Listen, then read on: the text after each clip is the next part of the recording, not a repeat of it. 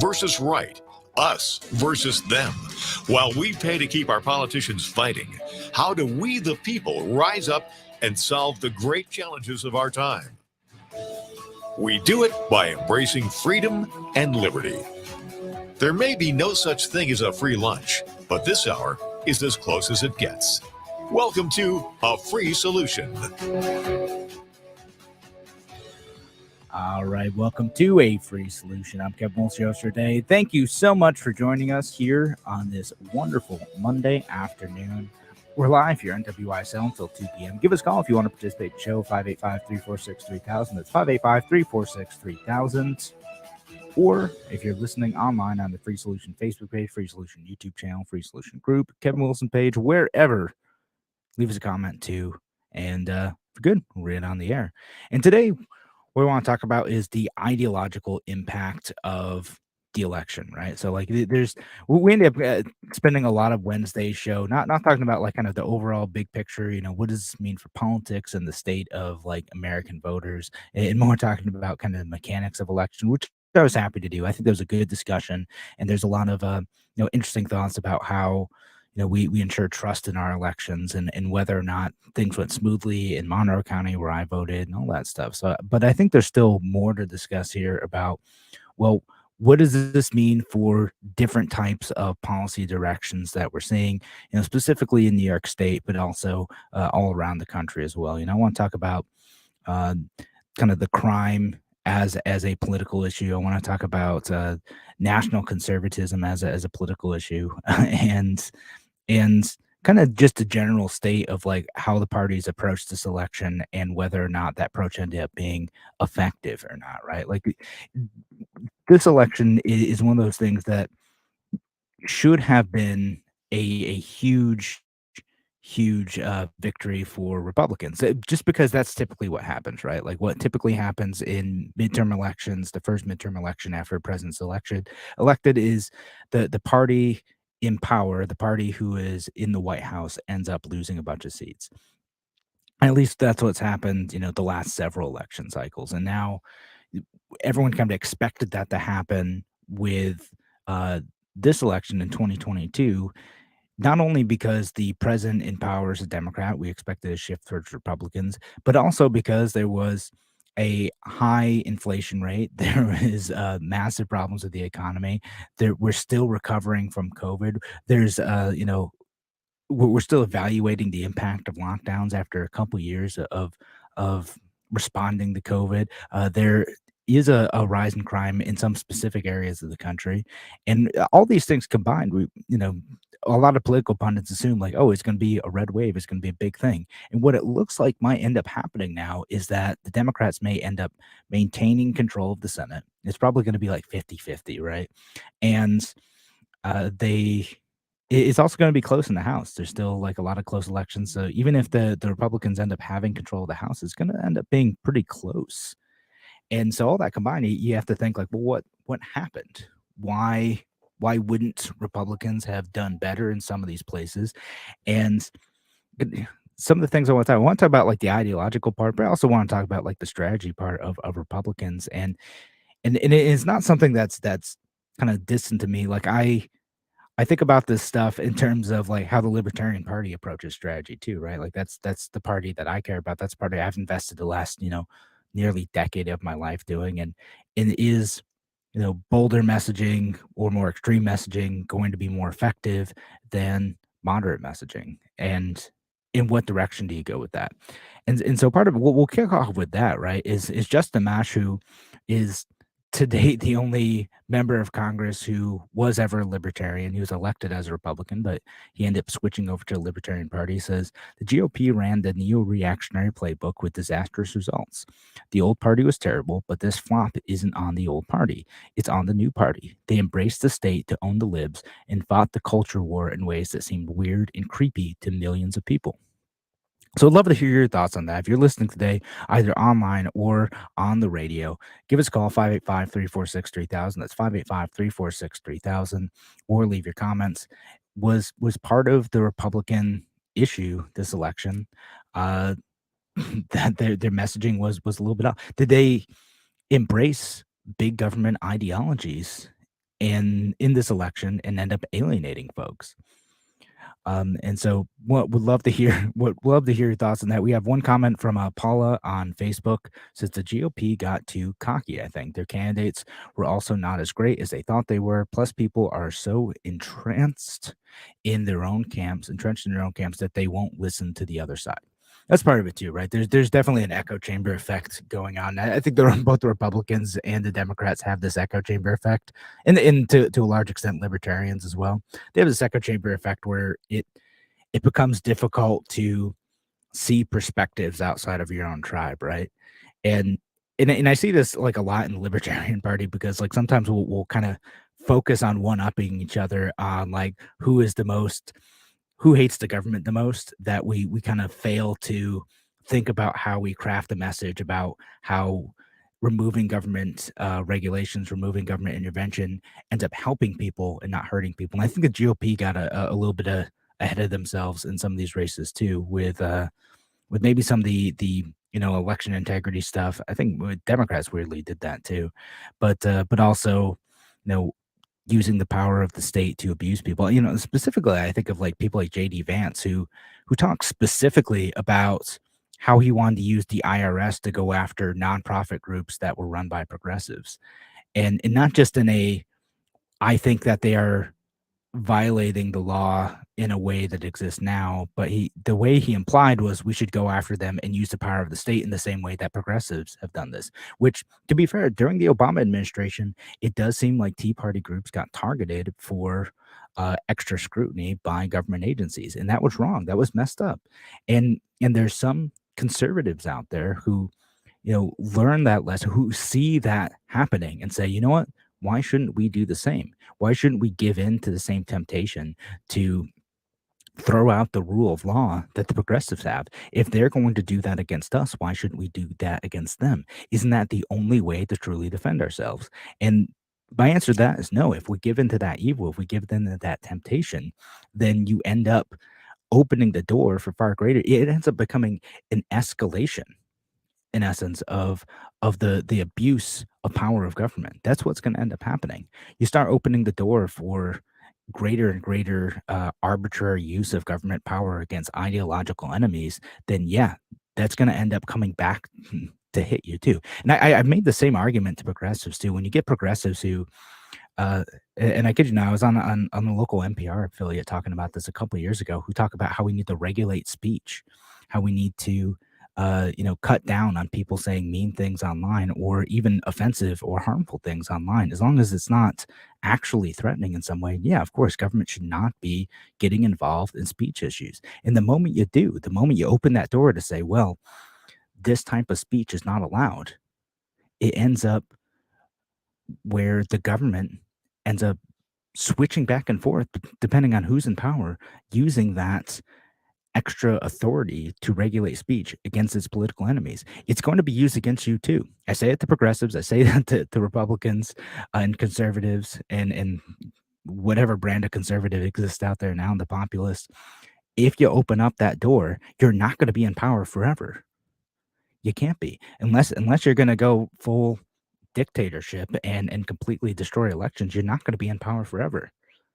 If that power ends up in the hands of the other party, are they going to use it responsibly? You can't just think of how power is going to be used for you in your team when they're in charge. If you think the good guys are in charge, guess what, guys? Sometimes the bad guys are going to be in charge. Like, that's what's going to happen. Sometimes people from an opposing point of view are going to be in charge. Do you trust them not to abuse that power? If you can't trust them not to abuse that power, then do not give it in the first place. Because it's going to happen. It's going to get abused. That's one of the core libertarian beliefs is we cannot trust either party to use the government's power to destroy our liberty responsibly. They cannot do it. If you take away that liberty, if you take away our ability to be able to make decisions about our own lives, if you allow for the government to arbitrarily use their power to throw out the rule of law, you're going to end up with problems. And so I'm gonna make sure I get to some of these comments too. Paul left a couple more comments who said, "Yes, GOP got too big government. My governor shut the state down, and he was Republican. He won re-election, but he is still not widely popular." And And I do want to get to this in the next segment, because I think there's a lot of cases where, like, we see this in maybe like Michigan too, right? Where Governor Whitmer out there shut down the government, did all sorts of terrible things, but the alternative that the Republicans put up ended up being terrible.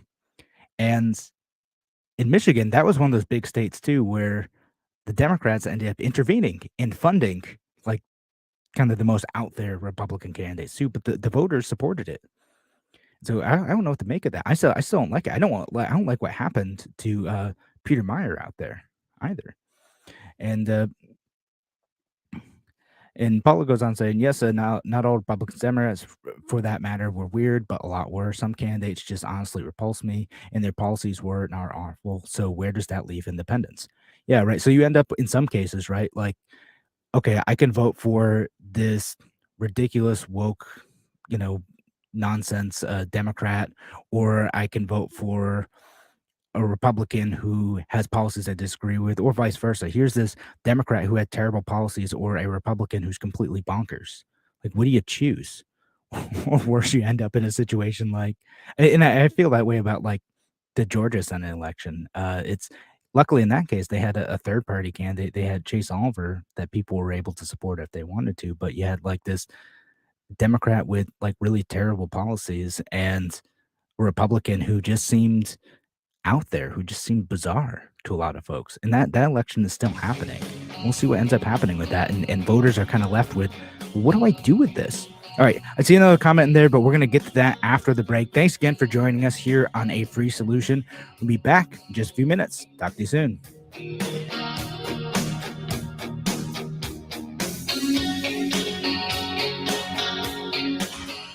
Your business relies on computers and technology to operate. Slow, unreliable networks and servers can cause unplanned downtime and affect your bottom line. The experts at Simple Tech Innovations are here to help. Their preventative maintenance program ensures that your computers and network are kept up to date and monitored for any issues, keeping your business running smoothly.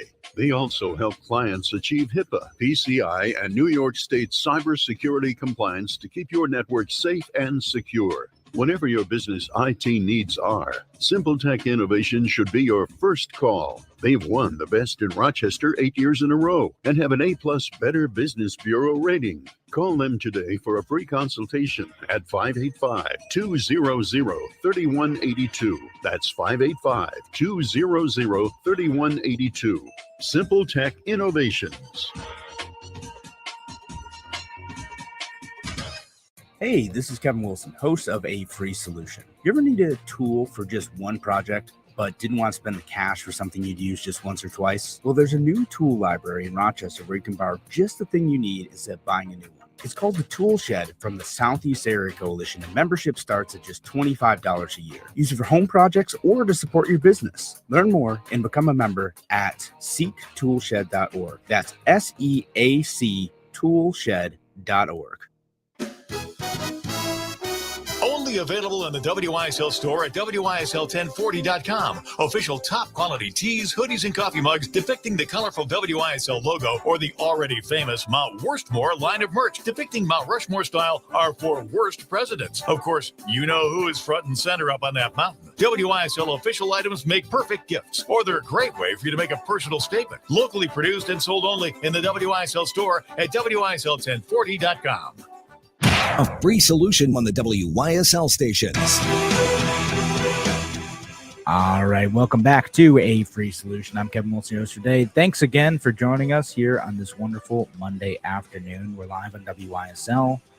Make sure you give us a call if you want to participate. Show 585-346-3000. That's 585-346-3000. I'm going to get to a comment first, and then I'm going to get to a caller. Sam on YouTube says, I think there's a bad 1-2 punch between gerrymandered districts and harsh rhetoric from activists that turned off millions of Americans from voting. 1/3 of people don't vote even with mail-ins. And Sam, actually, the interesting thing about the last couple elections is that voter turnout went way up in 2018. Just a lot of people came out to vote. And in 2022, it's down from the 2018 numbers, so down from 4 years ago. But it's still kind of above what it was in midterm elections before that. So like 2014, 2010, in a lot of places, it's still up from those numbers. So we might be at a higher voter turnout because in part people are scared. Now, I'm one of those folks who think like just higher voter turnout and lower voter turnout isn't necessarily indicative of the health of our elections, because if a lot of people are voting because they're scared and they're just doing defensive voting and they don't really know or understand the impacts of the policies that they're voting for, that isn't necessarily a good thing. I would like to see more educated, more informed voters and more independent choices on the ballot. But the gerrymander thing, I think, is a great point too. In a lot of places, especially New York, ended up being a weird situation where the Democrats tried to gerrymander the heck out of our state and ended up getting slapped down because it was too egregious. They tried too hard to gerrymander the state. The Democrats did, and now we have a little bit more of a balanced system. All right, but I want to make sure I get to the call to Keith. Keith, what's going on? Welcome back to A Free Solution. Before I get to the politics, I have to say this evenly on behalf of all us listeners on talk shows like this. You politely, to a degree, give out the phone number, but then just before break, by example, you, Mr. Wilson, say you want to move on to other material, so people get kind of conflicted whether they should call or there's only so amount of time, and you do have stuff, material I'm sure you want to get through, and calls take away from that. So I'm just having to state that evenly. Go ahead. I mean, Keith, I don't think that's ever stopped you from calling in and talking about what you want. I'm saying for all of us listeners, people just don't know whether they should call. Anyway, I'm not asking you to defend yourself on that. I'm just bringing that up as an observation. The 2 points I wanted to make, I, conservative, will not accept the Democrats. I consider them, many of them, to be Marxists and outright criminals. You mentioned Michigan. We had a very good candidate there. Her name, good conservative, Tudor Dixon. She was simply outspent. Where are all these rich conservatives? They can't match the big lefty money coming in from Silicon Valley and all of these rich liberal billionaires. I never understood why conservatives, I'll even make my fellow conservatives angry. Rush Limbaugh passed, leaving behind a fortune of $600 million. And then another conservative, they call him the Casino King, a guy named Sheldon Adelman. Hold on to your hats, everyone. He left behind a fortune of $33 billion. Now, I would have gone to Mrs. Limbaugh and said, hey, you can live on $20 million. Give the other $580 million to good conservative cause. Rush, your husband, departed, talked about the country going on and not losing its traditions and values. That $580 million. Where's the big conservative money? Our people were completely outspent, and I want to give a final dig to bad Mitch McConnell. He deliberately took away money from our good senatorial candidate in Arizona just so he could send it north to help his favorite Republican versus another Republican he didn't like. He cut away money. Our candidate in Arizona, Masters, was definitely outspent again by the Dems. With me rattling on here and taking up your time, we who are conservative are fed up that our side, supposedly our side, and I mentioned the big Limbaugh and Adelman estates, $33 billion. Where's that Adelman money, the Casino King, that his family couldn't donate that to conservative causes and make the playing field? Everyone knows that money is the mother's milk of politics. Where is that big conservative money that our side always is outspent by the libs? Do you, Mr. Wilson, want to comment on any of that? Yeah, so I'll comment on a few of this stuff. I appreciate the call, Keith, and I know I got two more callers on the line too, so I want to make sure I can get to those callers as soon as possible. But just in terms of like, okay, spending, yeah, like the Democrats are always saying like, oh, the Republicans are, the party of big money, blah blah blah. No, the Democrats in many cases do end up outspending Republicans, but it isn't always the difference maker, right? Like in Georgia, for instance, Stacey Abrams like wildly outspent Brian Kemp, but Brian Kemp still won. He was, he still ended up winning that race. Stacey Abrams, big celebrity, didn't end up doing that. Same with Beto O'Rourke down in Texas too. Like he raised more money, but it didn't matter because the voters didn't like it. And in terms of like Mitch McConnell redirecting funds, yeah, like the Senate Majority Leader is going to do that type of stuff. He's going to redirect money that matches his ideological priorities and where he thinks he can like try to maintain his power, right? Like that's what he's going to do. Like that. that's the game, and that's unfortunate in some ways, but that's kind of his game. But there are many folks out there who do, give to conservative and Republican causes, and I'm sure people have asked them, whether or not they're going to give that money. I don't know. It's their money. They can, if they think it's a good investment to throw in politics, then they will. It's certainly a thing that many people, Republicans and Democrats, do. All right, I want to make sure I get to Tim though before the break. Tim, what's going on, Tim? Kevin, Howdy. I feel like we were just talking about this on Thursday night. And I think Keith is kind of onto something, right? Like, here's my issue. Where is the big motivation from the Republicans? I mean, I've got to point out that the compassionate conservative himself, George W. Bush, very publicly and very proudly voted for Biden. So even though the election turnout was pretty good, like, I don't think that the Republicans can feel good about where their party's at when they prop up a Lisa Murkowski or I think you know what I'm getting at. I kind of tried to make the point Thursday night, but I think it's a valuable piece of this conversation that Republicans, that party especially, and the Democrat Party too, they're really, and people will love this because I'm a libertarian, right?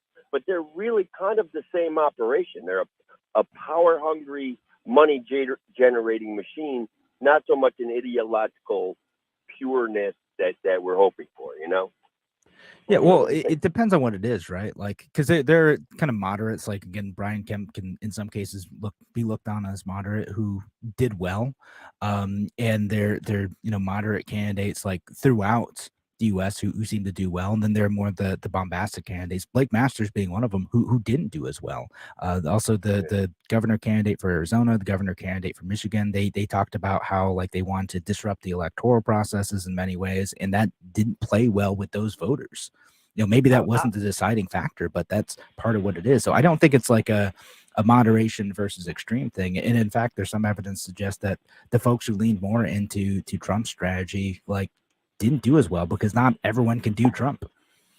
Well, I've got to think that some Republicans are waking up to the fact, and this is with all due respect, that while Trump was different than a normal politician, he still did some things that even as a Republican, you would have to be uncomfortable with. There was massive spending. There was massive, like, emotional tugging at your heartstrings. I think that there's issues there that the Republican Party may need to find answers to. And I'm very right, very moderate.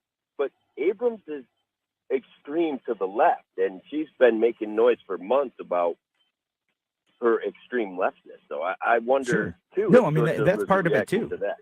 It goes in the other direction, right? Like, the kind of celebrity candidates like Stacey Abrams and Beto O'Rourke, like, yeah, they didn't do that well. But someone who's like a moderate Democrat like Jared Polis, like he ended up winning in Colorado, which has been until recently a very purple state. Has been a pretty balanced state, and he ended up like doing extremely well there.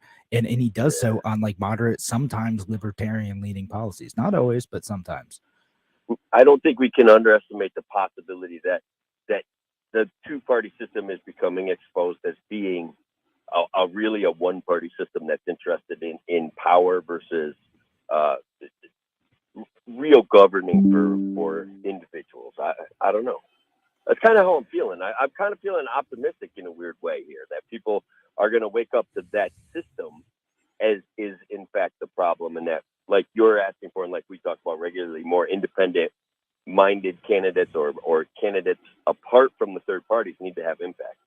Yeah, I mean, I would like that to be true. I don't know that it's going to work out that way in real life, because what unfortunately ends up happening is that when they're more scared about the opposing party using that newly granted authority, that newly granted power of government, they end up just like voting harder defensively, right? That's what ends up happening so often, is we end up growing government because you're so worried about fending off the other tribe.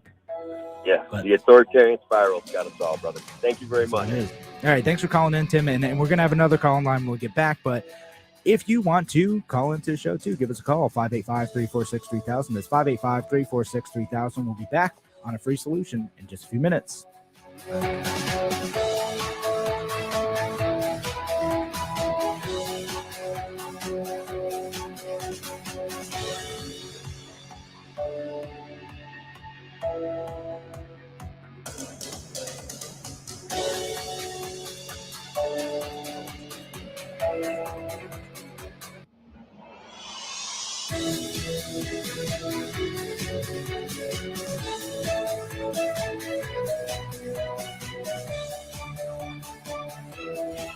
pray for the USA. AM 1040 Avon Rochester, FM 92.1 Rochester, and FM 95.5 Spencerport. Here's the latest forecast from the News 10 NBC Weather Center for tonight. Mostly cloudy skies, a bit on the cold side. We'll dip into the 20s on your Tuesday. A pretty quiet day, just mostly cloudy, nothing more than a stray flurry. Temps in the 30s. Tuesday night, a little snow will develop late into the upper 20s. Wednesday, we could have a bit of snow in the morning, maybe an inch or two of slushy snow, our first accumulations of the year. That'll taper in the afternoon. I'm Rich Cornelia, WYSL. Your business relies on computers and technology to operate. Slow, unreliable networks and servers can cause unplanned downtime and affect your bottom line. The experts at Simple Tech Innovations are here to help. Their preventative maintenance program ensures that your computers and network are kept up to date and monitored for any issues, keeping your business running smoothly. They also help clients achieve HIPAA, PCI, and New York State cybersecurity compliance to keep your network safe and secure. Whatever your business IT needs are, Simple Tech Innovations should be your first call. They've won the Best in Rochester 8 years in a row and have an A+ Better Business Bureau rating. Call them today for a free consultation at 585-200-3182. That's 585-200-3182. Simple Tech Innovations. Be sure to stop in and visit the all-new Victor Chrysler Dodge Jeep Ram, now open at their beautiful new location, 6484 Route 96. Shop grand opening values like the 2022 Ram 1500 Classic Warlock Crew Cab 4x4 pickup in diamond black crystal pearl coat, just $399 a month for 39 months. The 22 Jeep Compass Latitude Sport Utility 4x4 is just $329 a month for 42 months. Laser blue pearl coat. Must have conquest to be returning lessee. Or the 22 Jeep Renegade Sport Utility is only $299 a month for 42 months in Alpine White Clear Coat. Must be conquest or returning lessee. $2,500 cash or trade. First payment, DMV, taxes and fees due at signing. Other conditions may apply. See dealer for details. There's a great selection of the best used vehicles too. Come check us out. We're here to fully serve Chrysler, Dodge, Jeep, and Ram customers in Victor, Canandaigua, Macedon, Fairport, and Finger Lakes. Stop by their brand new showroom and say hello. The most beautiful new vehicle sales and service dealership in the area. Victor, Chrysler, Dodge, Jeep, Ram. Now at 6484 Route 96, just east of Victor. She walks with intention. She gets attention. She wears Leg Avenue. Everywhere she walks is the Leg Avenue. Walk. Mercurial girl, pretty little things, plethora of stockings, lace garters, beautiful chemise, shiny mesh satin silk, sexy robes for wrapping, stunning stretch back, messy jersey for cling. She is the girl across the world. She is Leg Avenue. Leg Avenue at Show World. Does your financial advisor take the time to really listen to you? Is your financial strategy personalized for you and your family? Hi, I'm Anthony Dijon, your local Edward Jones financial advisor in Victor, New York. When we work together, we'll create a personalized financial strategy backed by our advice, tools, and resources to help you reach your goals. And we'll partner to help keep your strategy on track, no matter what happens. Call me at 585-924-7471. Edward Jones, member SIPC. Eyes in Rochester is a full-service ophthalmology office, and we specialize in general ophthalmology, taking care of people from childhood to adult and seniors. We do general eye exams. We specialize in cataract surgery, corneal surgery, and disease, as well as LASIK surgery. We also have a full-service optical shop and contact lens fitting service. Visit Eyes on Rochester at 1157 Fairport Road. Hi, this is Joe Santani from the radio show Medicare U. Join me along with my partner Andrea Zaleski from T65 and Beyond every week as we explore the ins and outs of Medicare. We're your healthcare translators. If you're 65 or will be soon, you'll need this important Medicare information for the best coverage, best health, and best price. Medicare U, Tuesdays at 7:30 and Sundays at 1 on the WYSL stations. WYSL. Hey, looking for an exciting volunteer job? Would you like to crank a wrench out of C-130, a C-47, or a C-119 flying boxcar? Look no further than the National Warplane Museum in Geneseo, New York. We've got dozens of opportunities. Tom Walls didn't invent the cheeseburger, we perfected it. Fresh ground steak pressed out daily using a glass pie plate. I'm Michaela from Tom Walls Avon, and I want to cook you the best cheeseburger in Rochester. Wait, best in the world. Wait, the universe. A free solution on the WYSL stations. All right, welcome back to A Free Solution. I'm Kevin Wilson, your host for today. Thank you so much for joining us here on this wonderful Monday afternoon. Give us a call if you want to participate in the show, 585-346-3000. That's 585-346-3000, or leave your comments online anywhere we're streaming today. And I believe we still have Joe from Schenectady online. Joe, still with us? Hey, yes, I am. All right, thanks for hanging on, Joe. What's up? With the gerrymandering, that's proof right there that the politicians in New York do not care about the people. They care about their own self-interest. Last year in 2021, in that election cycle, there was a question about gerrymandering. We voted it down. The people voted it down. The no's won out, and they still did it anyway. You know, it's just tyranny. They just do whatever they want. They don't work in the best interest of the people.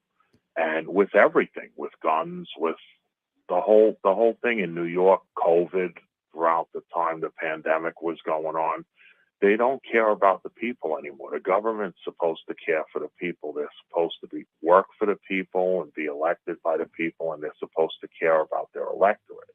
That's why they're there, you know. And what Tim was saying is correct. A lot of the people that are on the Republican side are really moderate Democrats, because the Democrats brought the party further to the left. So they're more like communists. And then the Republicans, and then there's a couple of outliers in the Congress, people that stand out as being like Elise Stefanik, like Carrie Lake, who's Arizona governor. That's not part of Congress. But there's a couple of people that are outliers that are a little more conservative.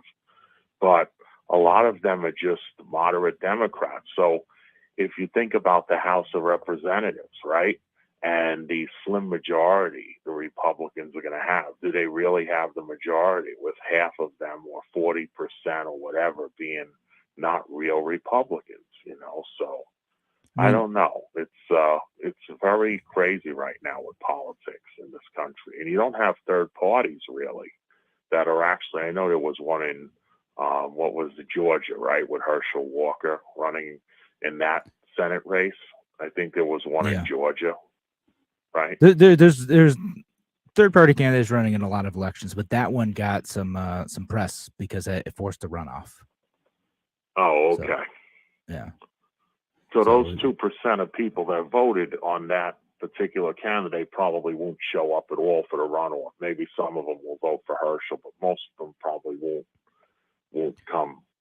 Yeah, and you can't even assume that they're going to vote for Herschel or either of them, right? Like a lot of them, you're right, probably won't show up because they rejected that. They didn't want to make one of those two choices. They said no, like we want something else. Exactly. So, yeah, we'll see what happens with that one. But you know, what do you think of the gerrymandering?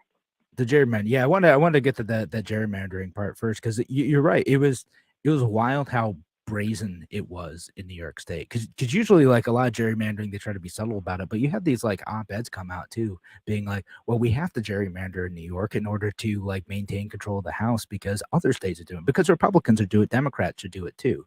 And that's that authoritarian spiral that Tim started to talk about, that where, well, we have to act in a way that is inappropriate, that is throwing out the rule of law, that is acting unfairly. Like it's fine because the other side is doing it or might be doing it.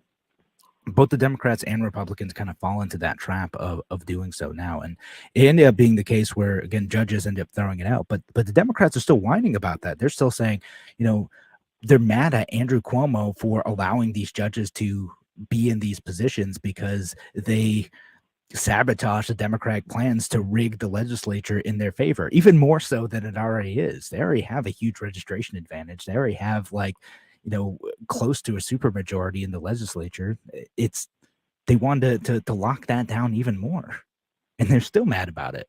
So yeah, like it's completely brazen, it's completely ridiculous, and you know, to me, there just needs to be, I don't know, I don't even know that like the the whole single member district thing works out in New York State. There needs to be like other ways of doing this, either ranked choice voting or multi-member districts or something else that might work more effectively in New York State. Maybe I'm not used to the ranked choice, but I thought that with the way the voting system has worked, it's always kind of worked in the past. I'm not sure what the benefits are of ranked choice.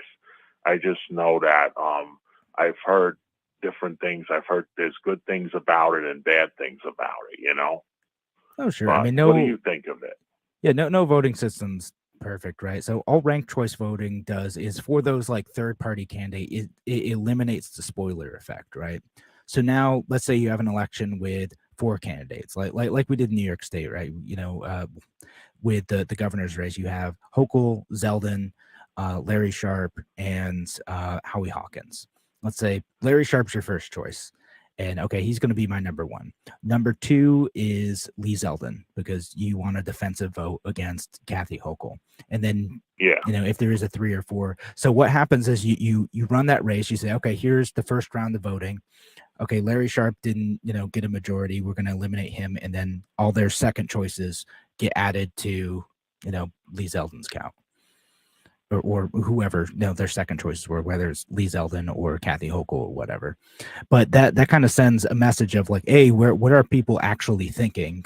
Like in terms of like what sort of candidate is closer to their values, and B, you know, you don't have that spoiler effect. You can't have people saying like, well, if you voted for Zeldin instead of Sharp, then maybe Zeldin would have won, like, which wouldn't have happened in this case. But like you eliminate that spoiler effect where now voting for that third party candidate makes it, you still have that defensive vote for your next choice up.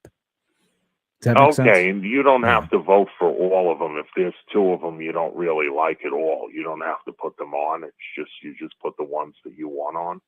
Yeah, exactly. So you can rank them, you know, 1, 2, 3, 4, or just 1 and 2 or whatever. That's usually how it works in many states. Oh, there, that's there are other good. Yeah, arrangements, that but- would give third parties an advantage. That would, or a little bit of an advantage. Not really though, because everybody could rank however they want. So you could have like Zeldin and then Larry Sharp and Larry Sharp and then Zeldin. I probably would have done it that way: Sharp first and Zeldin second.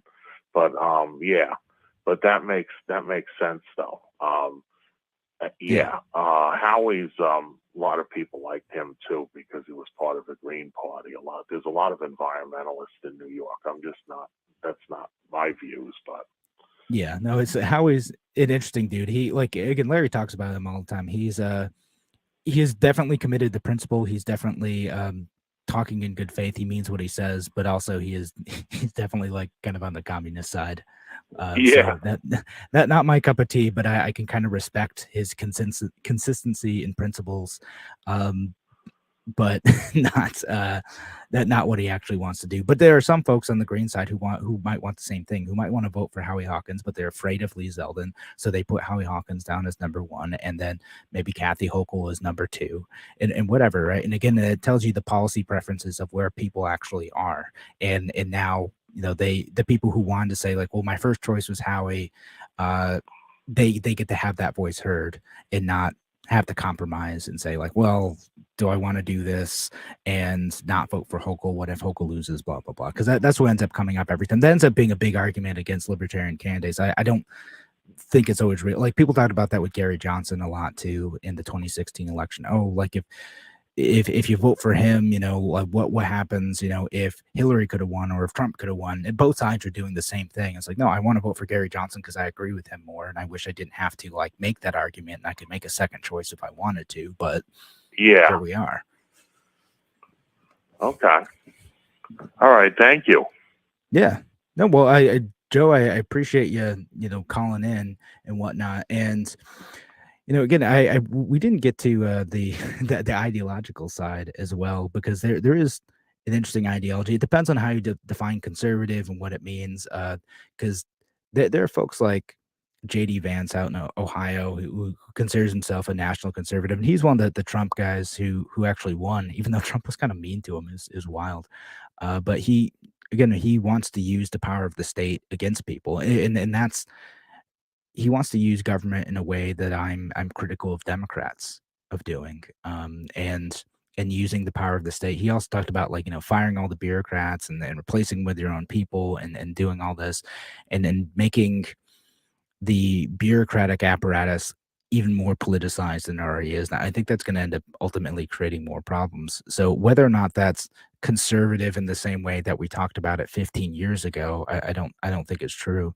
And in the point I was starting to make in the last segment too was that I don't think everyone can pull off Trump, right? And with rare exceptions, like there are a handful of candidates that tried to do a version of him, the Pennsylvania gubernatorial candidate, the Kerry Lake, the candidate for governor in Michigan, Tudor Dixon. There's several candidates who tried to do this, and they can't quite do. I think only Trump can do Trump, and the closest that someone's been able to get to that is someone like maybe Ron DeSantis, who's been successful in Florida, like much to my chagrin. I disagree with him politically on a lot of stuff, but he's kind of charted his own path of, being bold in his messaging and his government action and, well, frankly, his government abuse too. But he was able to convince a bunch of folks in Florida to continue supporting him in that election. He ended up just absolutely crushing his Democratic opponent. Was it Christ? I think it was his opponent down there. Ended up crushing him, right? With his own bold messaging. But even though Trump's like trashing him now, like making fun of him because Trump's probably going to announce his a new election for president soon.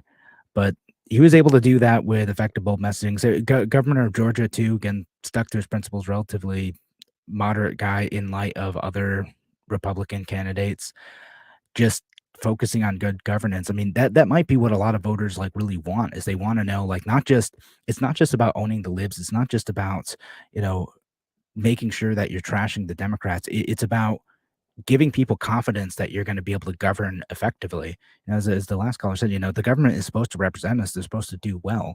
And Democrats or Republicans, if they can do that effectively, and it's not just a defensive voting mechanism, Republicans could win. They could win.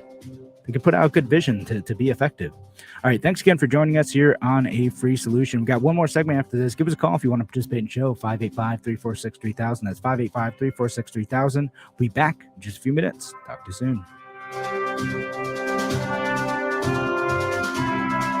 Why do businesses choose to move their website from Wix and Squarespace to SimpleTech Innovations? Maybe it's their excellent customer service or attention to detail.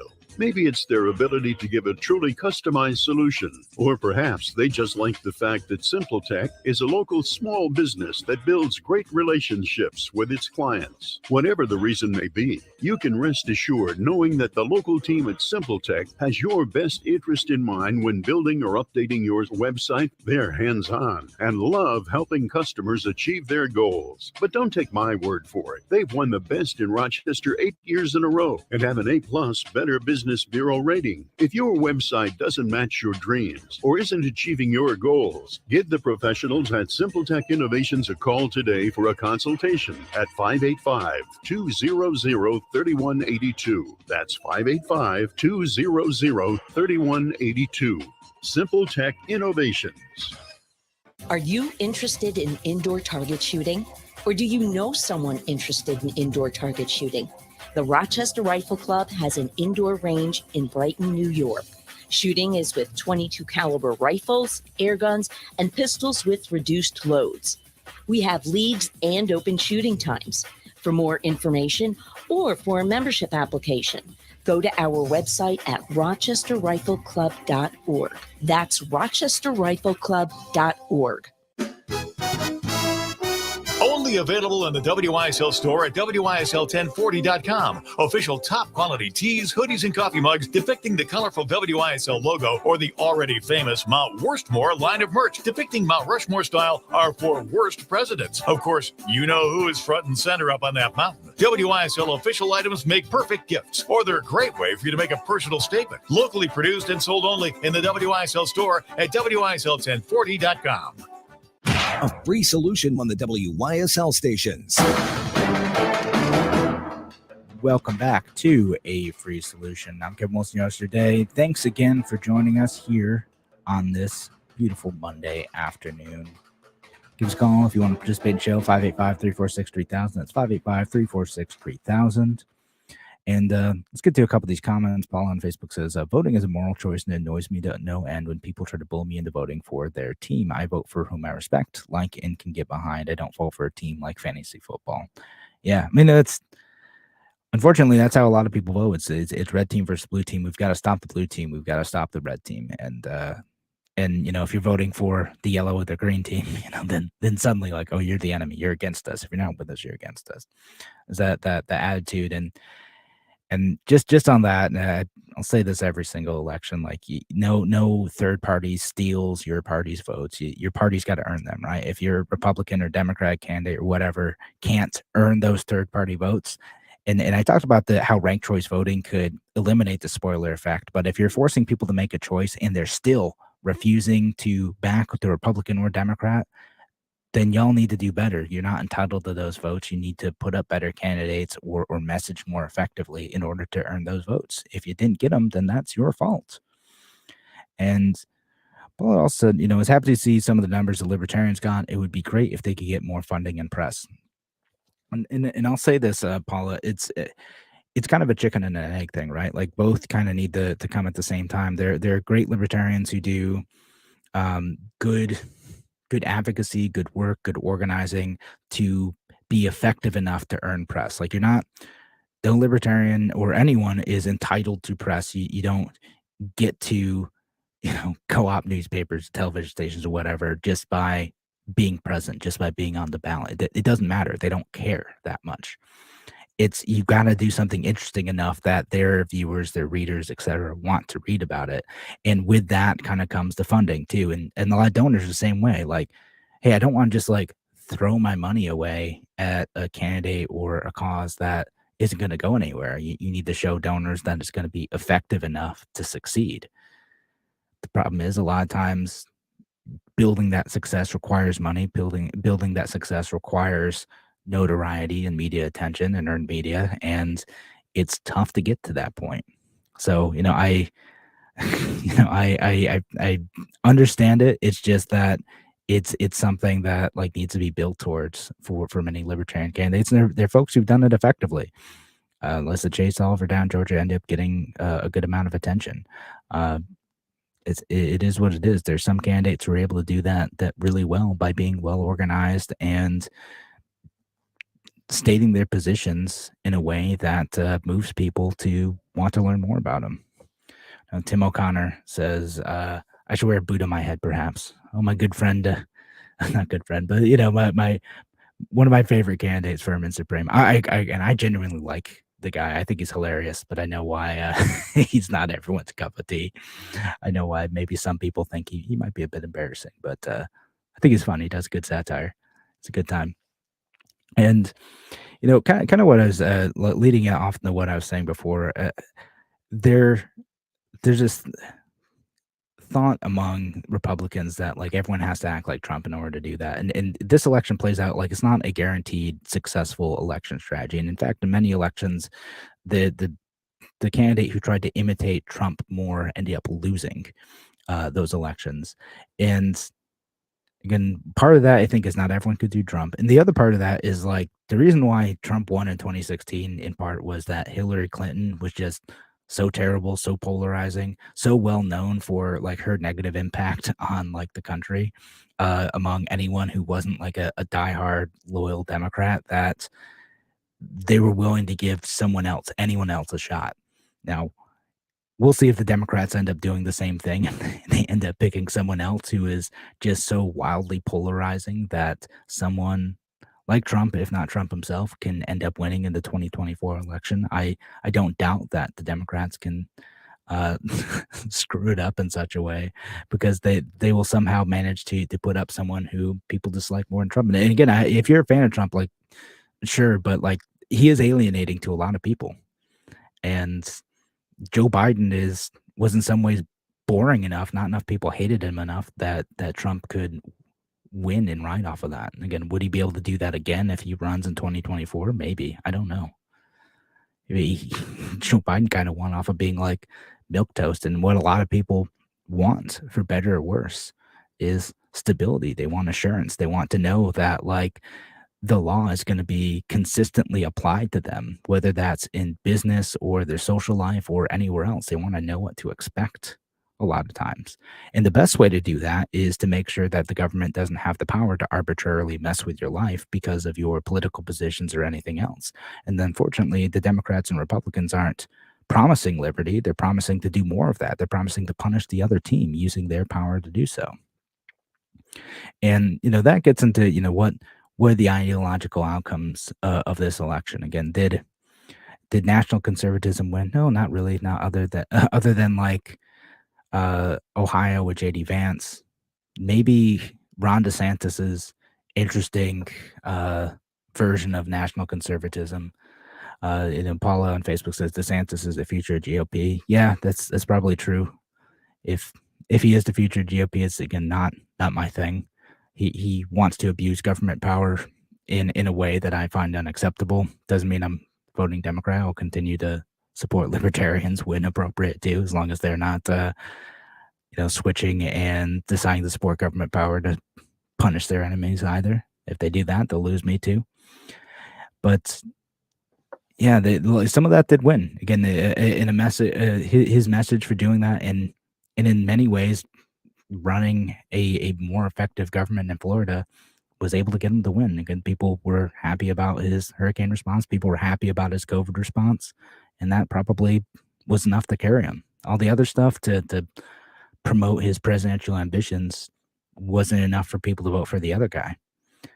And then in terms of other issues, I've sort of run out of time on this, but the crime issue, it was interesting to see how it shook out in places across the country outside of New York. And I just tweeted a thread about someone talking about this and whether or not it moved folks. Like New York was in an interesting and unique position where crime as an issue may have won a few Republican seats in a few places because they talked about the need for addressing bail reform. And I talked about this, like the evidence on whether or not bail reform actually led to any increase in crime is pretty shaky. It's shaky to not there, that it's something that kind of existed all across the country. But outside of New York, it didn't seem to really motivate people all that much. It's, again, you got folks like Dr. Oz trying to run on that. You got folks like I'm trying to think of the guy who's running against the Michigan or Minnesota AG trying to run against crime issues in that area and police reform issues in that area, and didn't work. A lot of reformist DAs ended up like holding their seats.